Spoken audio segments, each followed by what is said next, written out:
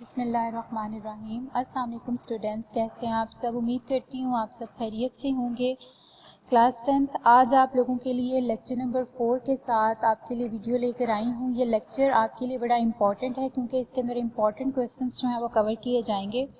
Algorithm and it's strategies के बारे में आज हम पढ़ेंगे और define flow chart with symbols, ये हमारे टॉपिक्स जो हैं आज यहाँ पे कवर होंगे। फ्लो चार्ट के आगे से गाइडलाइंस हैं और उसके एडवांटेजेस हैं, लिमिटेशंस हैं, इस सब के बारे में जो है ना वो आज मैं आपको क्लियर करूँगी। अब हम स्टार्ट करते हैं सबसे पहले एल्गोरिदम से। What is algorithm?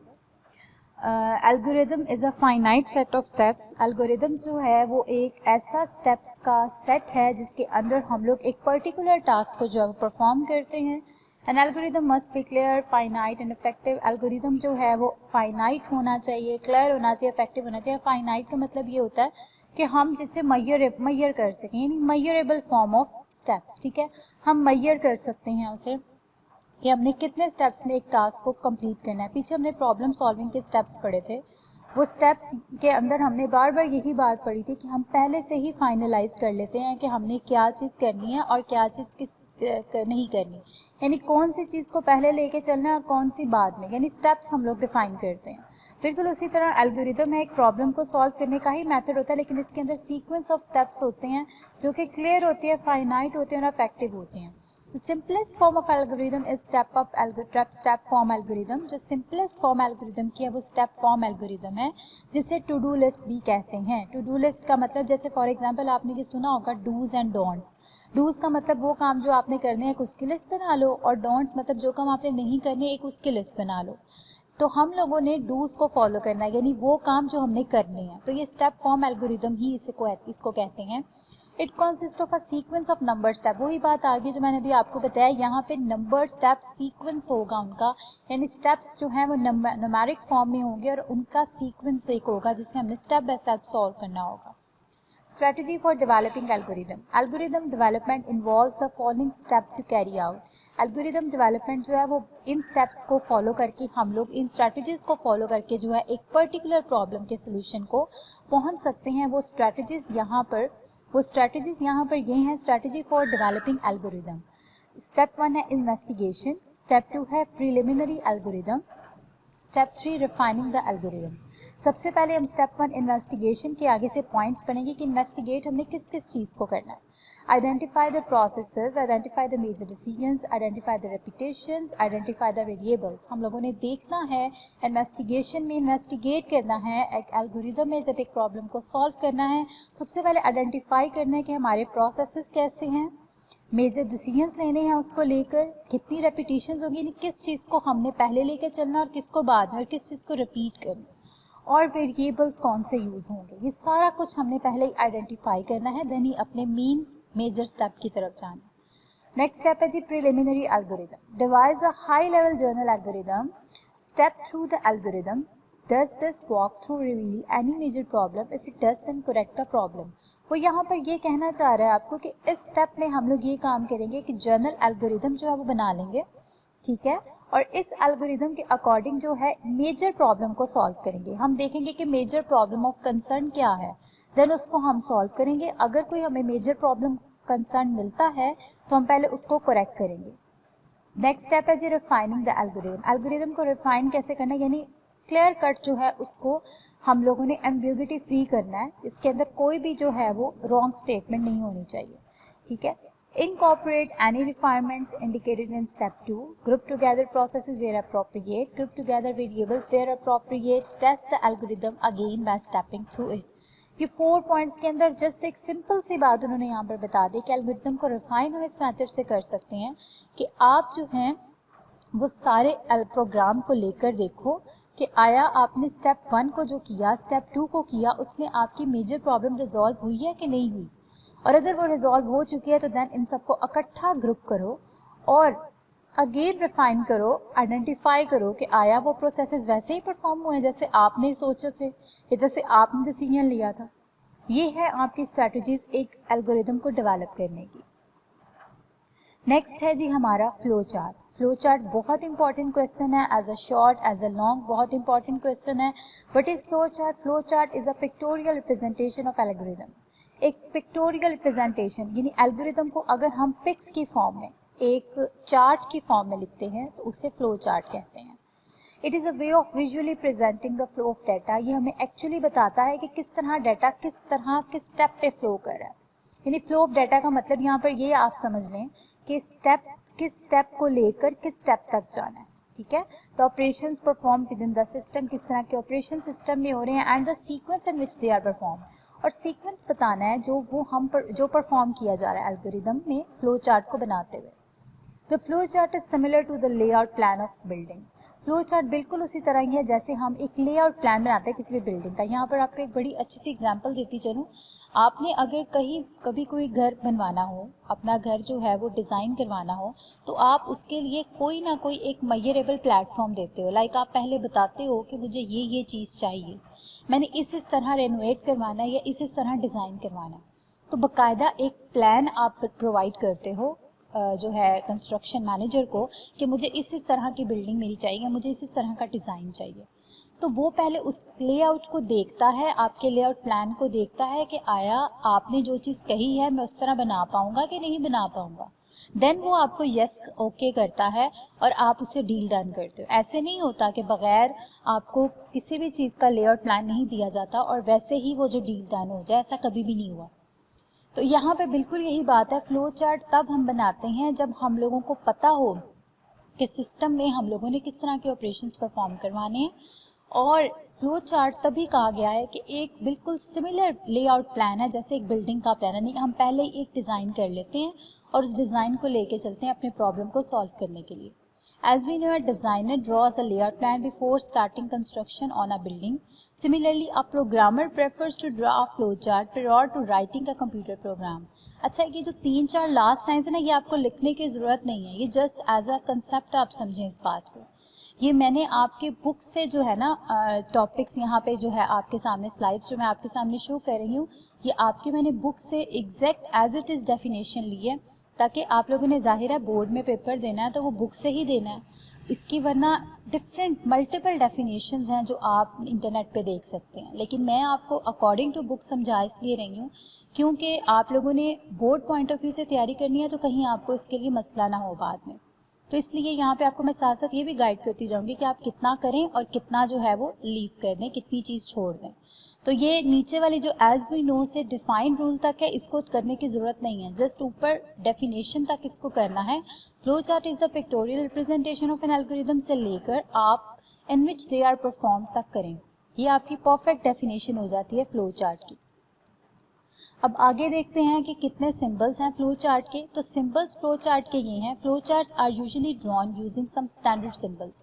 ये सिंबल्स जो आपको मैंने प्रॉब्लम सॉल्विंग मेथड में भी कुछ बताए थे, तो यहाँ पे हम कंप्लीट डिस्क्रिप्शन देखेंगे कि कितने टोटल सिंबल्स हैं फ्लो चार्ट के। तो ये सबसे पहला आपके सामने सिंबल नज़र आ रहा है आपको, ये एक ओवल टाइप शेप है। ये स्टार्ट या एंड के लिए यूज़ होता है फ्लो चार्ट में। रेक्टेंगुलर शेप प्रोसेसिंग के लिए यूज़ होती है, और जो आपको रेक्टेंगुलर शेप थोड़ी ट्रायंगुलर वे में नज़र आ रही है वो इनपुट आउटपुट के लिए शो होती है। देन आपको एक डायमंड सिंबल शो हो रहा है, वो डिसीजन मेकिंग और ब्रांचिंग के लिए हम लोग यूज़ करते हैं। उसके बाद आपको सर्कल फॉर्म में एक सिंबल शो हो रहा है, वो कनेक्टर के लिए यूज़ होता है, कनेक्ट करवाना हो अगर हमने फ्लो चार्ट के अंदर। और फिर नेक्स्ट सिंबल आपको जो शो हो रहा है वो ऑफ पेज या ऑन पेज कनेक्टर के लिए है, ऑफ पेज या ऑन पेज कनेक्टर के लिए। ये आपको यहाँ पे नज़र आ रहा है, ऑफ पेज या ऑन पेज कनेक्टर के लिए होगा। उसके बाद ये आपको एरोज जो हैं वो शो हो रहे हैं, ये फ्लो लाइंस के लिए हैं, यानी किस तरह फ्लो चार्ट में जो है वो फ्लो होगा, यानी कहाँ से कहाँ तक हमने लेके इसको चलना है, ठीक है। जैसे ये आपको एरोज यहाँ पे नज़र आ रहे हैं। उसके बाद ये वाला जो सिंबल है ये हम यूज़ करते हैं प्री डिफाइंड प्रोसेसेस के लिए। और जो लास्ट सिंबल आपको नज़र आ रहा है बाकायदा डॉटेड लाइन के साथ एक रेक्टेंगुलर शेप है, ये रिमार्क्स के रिमार्क्स देते हैं हम लोग, ये यहाँ पे बताया गया। इस तरह सिंबल्स, यही सिंबल्स को हमने यूज़ करके एक फ्लो चार्ट को डिज़ाइन करना होता है। उसके बाद आ जाती हैं गाइडलाइंस। ये बहुत इंपॉर्टेंट आपका लॉन्ग क्वेश्चन है, इस क्वेश्चन को आपने अच्छे तरीके से समझना है। ये लॉन्ग क्वेश्चन में आता है और बहुत दफ़ा आ चुका है, इसलिए आपने इसे अच्छे तरीके से समझना है। Guidelines for drawing a flow chart. In drawing a flow chart all necessary requirements should be listed in a logical order. सबसे मेन रिक्वायरमेंट ये है कि हमने अपने सारी रिक्वायरमेंट्स को जो है वो लॉजिकल ऑर्डर में लिखना है। The flow chart should be clear, neat and easy to follow. There should not be any ambiguity in understanding the flow chart. Flow chart जो है वो क्लियर होना चाहिए, नीट होना चाहिए और ऐसा होना चाहिए कि उसे हम इजीली अंडरस्टैंड कर सकें और उसमें कोई भी एम्बिग्यूटी यानी कोई भी प्रॉब्लम, कोई भी एरर ना हो। ये गाइडलाइंस आपको दे रहे हैं जब आपने एक फ्लो चार्ट बनाना है। थर्ड पॉइंट है, the usual direction of the flow chart is from top to bottom और लेफ्ट टू राइट। मेन जो डायरेक्शन है फ्लो चार्ट की वो क्या होगी, टॉप से बॉटम या लेफ्ट टू राइट। हमेशा फ्लो चार्ट की डायरेक्शन जो फ्लो की होगी वो ऊपर से नीचे होगी या लेफ्ट से राइट की तरफ होगी। और डी पॉइंट है, only one flow line should come out from a process symbol. सिर्फ एक फ्लो लाइन जो है वो आनी चाहिए एक प्रोसेस सिंबल से, एक फ्लो लाइन आनी चाहिए एक प्रोसेस सिंबल से। इसका मतलब क्या है, यहाँ पर आपको ये नजर आ रहा है, ये वाला जो आपको रेक्टेंगुलर सिंबल जिसके साथ आपको ये वाले एरोज नजर आ रहे हैं, ये एरोज में यहाँ पे आपको देखो पता लग रहा है ये एंटर हो रहा है एरो, और ये देखो ये इस प्रोसेसिंग पार्ट में से, इस प्रोसेसिंग ब्लॉक में से, ये हमारा सिंबल प्रोसेसिंग के लिए यूज हो रहा था ना, तो एक फ्लो लाइन एंटर हो रही है, यहाँ से वही एक फ्लो लाइन बाहर आ रही है। ये देखें लेफ्ट से राइट की तरफ है, यहाँ पे लेफ्ट से राइट की तरफ है और यहाँ पे टॉप टू बॉटम की तरफ है। ये मेथड बताया गया प्रोसेसिंग के लिए, सिर्फ एक फ्लो लाइन जो है वो प्रोसेसिंग ब्लॉक में से एंटर हो सकती है। Only one flow line must enter a decision symbol. एक फ्लो लाइन जो है वो जरूर एंटर होगी डिसीजन सिंबल से, but two flow lines, one for each possible answer. लेकिन दो फ्लो लाइन्स जो हैं वो एक ही का आंसर आपको देंगी। ये देखें यहाँ पर आपको डिसीजन सिंबल जो है वो नजर आ रहा है, उसके साथ आपको एक ये फ्लो लाइन नजर आ रही है, एक ये फ्लो लाइन नजर आ रही है और एक ये वाली फ्लो लाइन नजर आ रही है। तो एक टॉप टू बॉटम आ रही है और दूसरी लेफ्ट राइट, यानी फ्लो लाइंस की डायरेक्शन वही है लेफ्ट टू राइट, लेकिन साथ आप देखें प्रोसेसिंग किस तरह हो रही है, आपने अच्छे तरीके से पॉइंट से याद करने हैं। उसके बाद है only one flow line is used in conjunction with terminal symbol. Terminal symbol के साथ ये आपका जो सिंबल यहाँ पे आपको ये वाला शो हो रहा है, ये टर्मिनल सिंबल है जिसके अंदर वो आपको बता रहा है कि क्या हो रहा है, कि एक फ्लो लाइन जो है वो सिर्फ यूज हो रही है। ये देखें एक फ्लो लाइन यहाँ पे यूज हो रही है और दूसरी फ्लो लाइन ये देखें ये वाली यूज हो रही है। तो दोनों में क्या बताया हुआ है, यहाँ पे ऊपर से नीचे की तरफ है और यहाँ पे हमारा टर्मिनल सिंबल ऊपर है और नीचे से प्रोसेसिंग हो रही है, यानी दोनों मेथड्स जो हैं वो बिल्कुल ठीक हैं। तो ये हमने पॉइंट्स को याद रखना है, इन पॉइंट्स को अच्छे तरीके से, इन गाइडलाइंस को फॉलो करना है, देन ही हम फ्लो चार्ट को डिजाइन कर सकेंगे। उसके बाद अगला पॉइंट है हमारा, if the flow chart becomes complex. अगर फ्लो चार्ट हमारा मतलब मुश्किल है और उसको बनाना आसान नहीं है, it is better to use connector symbol to reduce the number of flow lines. तो आसान काम क्या है कि हम लोग कनेक्टर सिंबल को ऐड करें फ्लो लाइंस को कम करते हुए। The intersection of flow lines should be avoided to make it more effective and clear. जो फ्लो लाइन जितनी ज़्यादा हम जो है इंटरसेक्शन जो है फ्लो लाइंस की जितनी ज़्यादा हम अवॉइड करना चाहेंगे, उतना ज़्यादा हमारा फ्लो चार्ट जो है इफेक्टिव और क्लियर होगा। It is useful to test the validity of the flowchart by passing through with a simple test data. ये बहुत ज़रूरी है और ये फ़ायदे वाली चीज़ उन्होंने यहाँ पे बताई है कि फ्लो चार्ट को हम टेस्ट बाद में लाजमी करें कि आया जैसा हमें क्लाइंट ने कहा था वो बनाने के लिए, उस प्रॉब्लम को सॉल्व करने के लिए, क्या ये वैसा बना है या नहीं बना। तो टेस्टिंग इज़ द मेन की for the guideline of flow chart. Next है आपके एडवांटेजेस एंड लिमिटेशंस। एडवांटेजेस यहाँ पे बताई हुई हैं, बेनिफिट्स कुछ बताए हैं और कुछ जो है वो डिसएडवांटेजेस बताई हुई हैं। यहाँ पे बेनिफिट्स देख लेते हैं। With the help of flow chart the logic of an algorithm can be describe more effectively. Flow chart से हम लोग लॉजिक जो एल्गोरिथम की वो इजीली डिस्क्राइब कर सकते हैं। As a flow chart are a part of design document, hence maintenance of operational program become easy. Flow chart जब डिजाइन डॉक्यूमेंट का पार्ट है, जाहिर है एक डिजाइनिंग प्रोसेस के लिए हम फ्लो चार्ट बनाते हैं, तो इसलिए एक ऑपरेशनल प्रोग्राम के लिए इसको मेंटेन करना बहुत ईजी, यानी हम कोई भी प्रोग्राम को डेवलप करने लगते हैं उसको मेंटेन करने के लिए एक फ्लो आसानी हमारे लिए प्रोवाइड करता है। ठीक है। थर्ड पॉइंट है the flow charts act as a guide for the program development. Flow chart जो है वो गाइड के तौर पे काम करता है प्रोग्राम डेवलपमेंट में। Therefore they help the programmer to put the efforts more efficiently on the underlying problem. इस तरह प्रोग्रामर के लिए ये बहुत ज़्यादा आसानी होती है कि वो अपनी एफर्ट जो है वो इजीली इसके अंदर पुट कर सकता है और प्रॉब्लम को सॉल्व कर सकता है। तो flow chart helps in debugging process. Debugging process में भी फ्लो चार्ट हमारे लिए बहुत हेल्पफुल होता है। डीबगिंग प्रोसेस, आपको डीबगिंग का पूरा मेथड मैंने पीछे आपको प्रॉब्लम सॉल्विंग मेथड में बताया है, फिर भी अगर आपने वो लेक्चर मेरा नहीं देखा तो यहाँ पर ऊपर आई बटन आ रहा होगा, उस पर आप क्लिक करें तो आप उस लेक्चर पर पहुँच सकते हैं और डीबगिंग को कंप्लीट रीड आउट कर सकते हैं। आगे लिमिटेशंस हैं। It is difficult to draw flow chart for complex problem. Complex problem के लिए फ्लो चार्ट बनाना मुश्किल होगा क्योंकि उतनी ज़्यादा फ्लो लाइंस होंगी, जितनी फ्लो लाइंस होंगी हमारे लिए फ्लो चार्ट को अफेक्टिव और क्लियर बनाना मुश्किल हो जाएगा। तो इसलिए कम्प्लेक्स प्रॉब्लम को ड्रा करना एक फ्लो चार्ट के लिए मुश्किल काम है। If alternations are required the flow chart is to be redrawn. अगर ऑल्टरनेशन की ज़रूरत पड़ती है ना जब हमें, तो फ्लो चार्ट हमें दोबारा बनाना पड़ता है, इसलिए ये इसकी लिमिटेशन है, डिसएडवांटेज है। नहीं होगा ऑल्ट्रेशंस का मतलब कि फॉर एग्जांपल अगर मैं कोई चीज़ डिज़ाइन कर रही हूँ, मुझे क्लाइंट ने आकर अपनी फौरी तौर पे अपनी कोई रिक्वायरमेंट जब वो चेंज करती है, तो जाहिर सी बात है मेरे प्रोग्राम में जो है वो ऑल्ट्रेशन आई है, तो उसको ऑल्टर करने के लिए मुझे अपने पूरे फ्लो चार्ट को दोबारा बनाना पड़ेगा। यहाँ पे कोई क्विक रूल नहीं होगा कि मैं उसके अंदर एक चीज़ ऐड कर दूँ तो मेरा बाकी फ्लो चार्ट डिस्टर्ब ना हो। मेरा सारा फ्लो चार्ट डिस्टर्ब होगा क्योंकि मुझे दोबारा उसे बनाना पड़ेगा। तो इसलिए ये थी लिमिटेशंस और एडवांटेजेस जो हैं फ्लो चार्ट के। उम्मीद करती हूँ आपको लेसन की समझ आई होगी। फिर भी अगर आपको कोई कन्फ्यूजन है, किसी पॉइंट में कोई मसला है, तो आप मुझे नीचे कमेंट में ज़रूर पूछिएगा और मुझे बताइएगा आपको लेसन की ऐसे समझ आ रही है। और अगर आपको ऐसे समझ आ रही है देन वेल एंड गुड, और अगर नहीं आ रही देन भी आप मुझे इन्फॉर्म करें।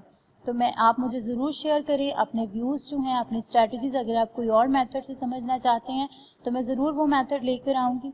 आपके सपोर्ट से ही मैं ये वीडियोस जो हैं वो बनाती हूँ, तो इसलिए कोशिश करें, मुझे लाजमी सपोर्ट करें। चैनल को लाइक करें, शेयर करें, सब्सक्राइब करें, अपने बाकी फ्रेंड्स के साथ भी शेयर करें ताकि उन्हें पता लगे कि यहाँ पर एजुकेशनल वीडियोज़ जो हैं वो बताई जाती हैं। आपने इस लेक्चर को अच्छे तरीके से समझना है, अच्छे तरीके से जो है वो रीड आउट करना है इस लेक्चर को। उम्मीद करती हूँ आपको आज के लेक्चर की समझ आई होगी। आपका आज जो है चैप्टर नंबर 1 ऑफिशियली जो है वो कंप्लीट हो चुका है। बस अब लास्ट आपके साथ मैंने कुछ इंपॉर्टेंट क्वेश्चंस जो है वो नेक्स्ट वीडियो में शेयर करने हैं, तो चैप्टर 1 आपका फुल एंड कंप्लीट हो जाएगा। नेक्स्ट वीडियो का वेट करें, मिलती हूँ आपसे नेक्स्ट वीडियो के साथ। तब तक के लिए अल्लाह हाफिज़।